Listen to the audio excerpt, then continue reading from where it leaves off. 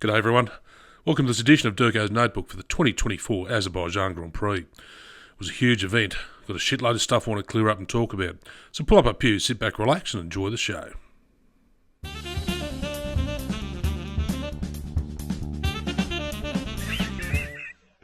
You wouldn't fucking read about it.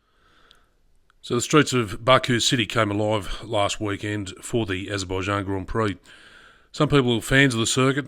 I haven't been for a number of years since it started there, originally as the European Grand Prix. But last weekend's event certainly changed my mind a bit as to what it can deliver in terms of race quality.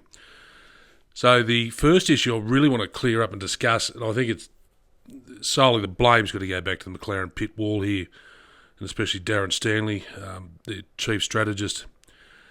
Lando Norris in qualifying, obviously Ocon's come into some trouble with his Alpine, because he's driving an Alpine, and he's gone as far as he can onto the side of the circuit.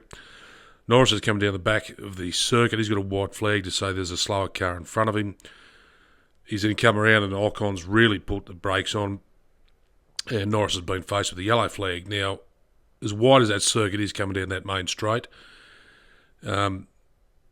the key thing is about that main straight, it's about as long as a visit from the mother-in-law.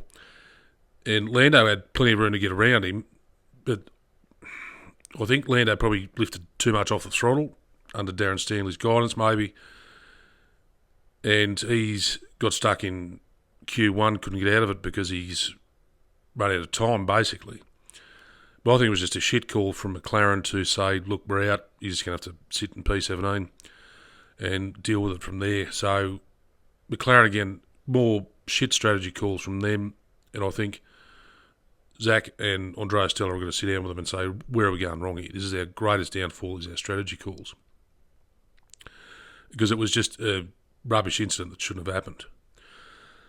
So getting on to the race, now the dickhead call of the day was, of course, Stroll saying that Tsunoda had closed the door on him.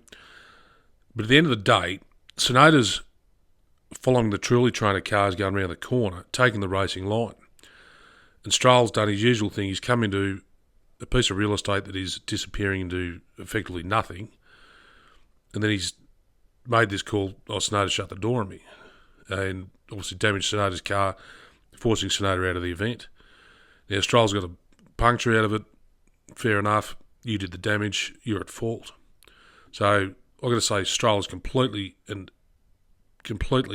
utterly stupid move by him to try and take out Tsunoda in that situation. Now, the driver of the day has got to go to Oscar Piastri. I mean, I don't know how he dragged that McLaren around. He went against his engineer's call, Hugh Bird, to pull him in and say, mate, you got to put your car in, you got to change the tyres. But Oscar just kept going and going and going. So his tyre management is just unreal, and the kid is a future champion, I'm going to say. For him to keep out driving Leclerc the way he did was just a sensational drive, lap after lap after lap. He just held him at bay. He just couldn't get around him. But then, of course, that goes to the next issue we're going to talk about, is the McLaren rear wing and the Mini DRS that they were referring to it as. Was it illegal? The FIA don't seem to think it was, but they have asked McLaren to adjust it so that it doesn't flex as much as it does. Did McLaren really get an advantage out of it? I don't think they did, because unless you've actually got the DRS open to reduce the drag, I can't see how that middle amount is going to make that much effect, and to give Oscar Piastri such a great advantage that he did. Look, it's a learning lesson. Every team throws all they can into trying to engineer the car and develop it to work like it was. And for McLaren, this slight flexing in wing may have worked. I mean, we've seen flexi wings in the front end before. McLaren are just trying at the rear end to see how that works for them. Now, obviously, the Red Bull is underperforming at a stupid rate, and I reckon Christian Horner at the end of it has probably checked his phone and realised he's got a few missed calls and text messages from Jos saying, what are you doing to deliver my son a decent racing car, because at the moment you can't do it. And there is talk that, obviously, there was rumours he was going to go to Merck, but there's now the hot rumour is that he's going to go to Aston Martin eventually. Whether they retain Nando or they spear Stroll, that's to be decided, but you never know. Max could walk,